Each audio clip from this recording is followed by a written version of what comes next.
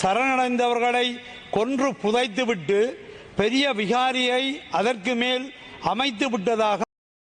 தமிழர்கள் இந்த நாட்டில் ஒரு பலமான சக்தி. இதை அனைவரும் ஏற்றுக்கொள்ள வேண்டும் முழுமனதோடு.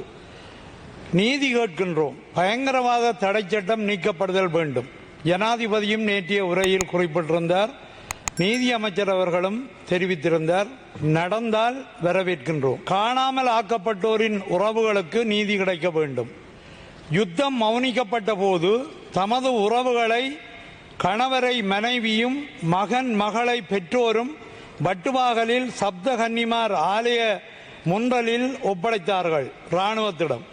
தடுப்பு முகாம்கள், கடல் என பல இடங்களிலும் சரணடைந்தார்கள். வட்டுவாகலில் ஒப்படைக்கப்பட்டவர்களை கொக்குத்தொடுவாய் நோக்கியும், கேப்பாப்பிலவு நோக்கியும், வட்டுவாகல் கடற்கரை நோக்கிய பாதையிலும் பஸ்களில் கொண்டு செல்லப்பட்டார்கள். இலங்கை படையினரிடம்தான் ஒப்படைத்தோம், இன்னும் காணவில்லையே, அவர்கள் எங்கே என்று புலம்புகின்றார்கள், தேடுகின்றார்கள் காணாமலாக்கப்பட்டவரின் உறவுகள். கௌரவ நீதி அமைச்சர் அவர்களே, நியாயப்படி நடந்து கொள்ளுங்கள். வட்டுவாகல் கடற்கரை பாதையை நோக்கி பஸ்ஸில் ஏற்றிக்கொண்டு சென்றவர்களை விட்டுவிட்டு பஸ் மட்டும் திரும்பி வந்ததாகவும் மக்கள் சொல்லுகின்றார்கள். வட்டுவாகல் தனி தமிழ் சைவ கிராமம். இப்போது பௌத்தர்கள் இல்லாத இடத்தில் ஒரு பெரிய விகாரை.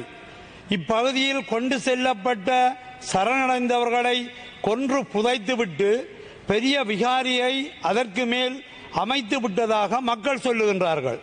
உங்களின் மடியில் கனமில்லை என்றால் இதனை நிரூபியுங்கள். விகாரியை அகற்றி ஆழமாக தோண்டுங்கள், அல்லது புதிய தொழில்நுட்ப முறையில் ஆழத்தில் இருப்பவற்றை அறியக்கூடியதான நவீன கருவிகளை பயன்படுத்தி உண்மையை வெளிப்படுத்துங்கள்.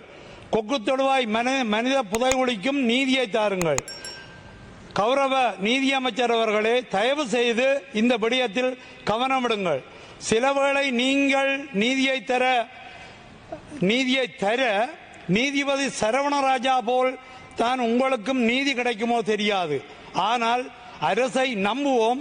நீங்கள் இந்த விடயத்தில் நீதியை பெற்றுத்தர வேண்டும் என்று நாங்கள் எதிர்பார்க்கின்றோம்.